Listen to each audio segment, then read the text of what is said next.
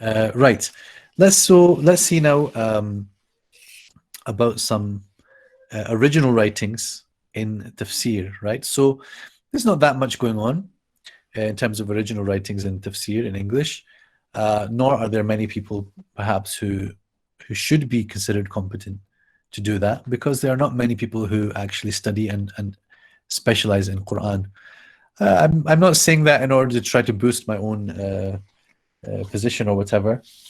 It just should be said, al-haqqu yuqal, that most people who study Islam, even to the degree level, specialize in other things, and tafsir is low on their list of priorities. Even if on a personal level they would like to study tafsir more, it's generally not given that much treatment in our seminaries and curricula.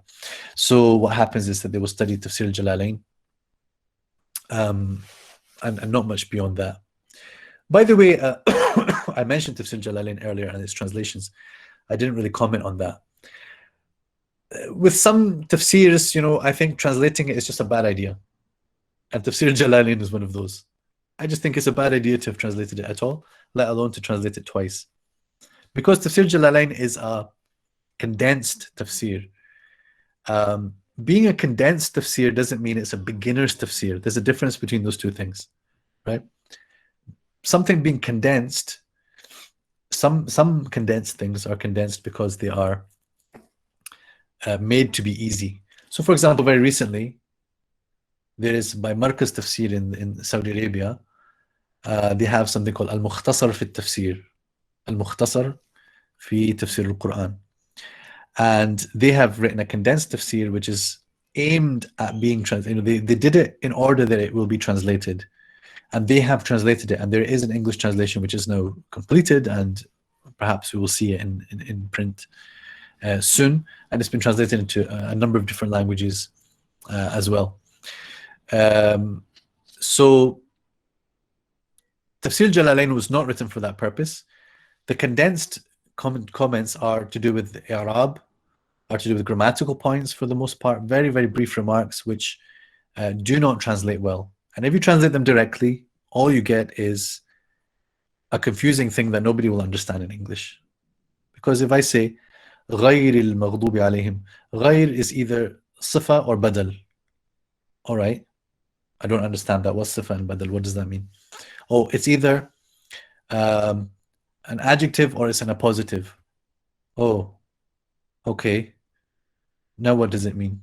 I just want to know what is غَيْرِ الْمَغْضُوبِ عَلَيْهِمْ. Tell me something that makes sense to me.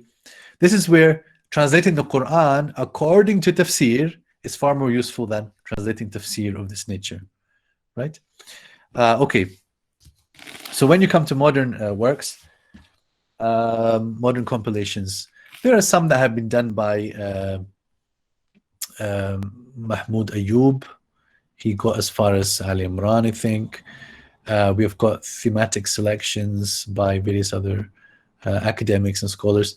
I suppose the most obvious thing to bring up then is the study Quran. Okay, so the study Quran is a few years old now. It is both a translation and commentary.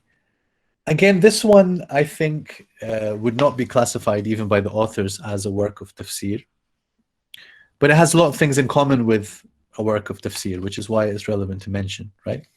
So they had some sense of having a connection between their translation and their commentary, right? So various editors of the work have been involved in the translation, and then sometimes the commentaries by the same person or by a different person.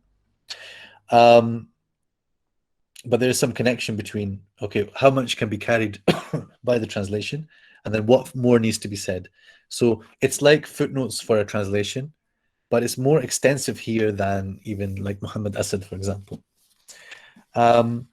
They had, a particular aim of summarizing what is being said, in a wide variety of tafsir works, including Shia works and so on. In terms of the people involved, they all have training in particular fields which are related to Islamic philosophy and Sufism, and not in Quranic studies. and not in Tafsir or Al-Qur'an or Arabic or fiqh. So, I mean, that to be honest is quite an oversight really in terms of the planning of the work.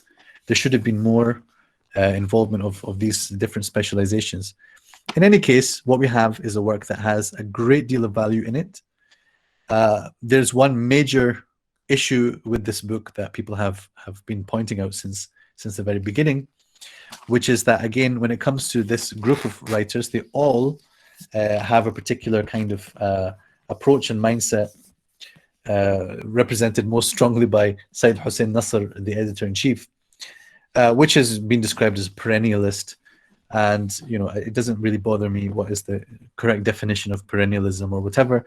The point is that there's an overall bias in this book towards pluralism of salvation. And that is to say that there is validity in religions before Islam, insofar as they were, you know, instituted by divine revelation. And so anything in the Quran or in Tafsir which indicates that the Islamic revelation, the Quran, and the coming of Prophet Muhammad ﷺ abrogated and cancelled out the validity of previous messages, these editors do their best to kind of work around that and to push back against it. And you can find that right from Surah Al-Fatiha, a quite fantastical approach really at the end of the surah to try to deal with غَيْرِ الْمَغْضُوبِ عَلَيْهِمْ وَلَا الضَّالِّينَ, and the standard and typical commentary on it, which you find in every tafsir. So that is something which a person, you know, just needs to be cognizant of. I would have confidence in many readers that they can see these things if they're aware of them. But if you're not that kind of confident reader, then read it with a teacher or do not read it as you wish. But I think there's a lot of benefit that can be derived from that book. There's another book which is called Ishraq al-Ma'ani. And this is by an author called Sayyid Iqbal Zahir. Sayyid Iqbal Zahir, who's an Indian scholar. I think he's based in Dubai, perhaps. And his book is called Ishraq al-Ma'ani. It has been written in English. What he has done is he's written a lot of sort of summary of what is being said in tafsir works. And he's also brought in modern works. So he even draws from, I think, Sayyid Qutb. I think he draws from Muhammad Asad sometimes. So translators and commentators in the modern era he also draws from, as well as classical ones, as well as you know, traditional ones like Al-Alusi. So that book is potentially very useful as well. It's not easily accessible. The author has actually placed all of the content online on a website called IslamicEncyclopedia.com, I think. All the text is online, but it hasn't been organized properly online. So we have been in discussion through one of the publishers, Islamic publishers, Turath, with the author about maybe taking his work and actually cleaning it up for the purpose of republishing it in English, because it already has an Indian edition.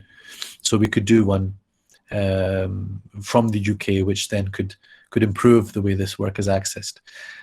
So there are things, there are potential things in the works. Finally, I've talked about Quran translations.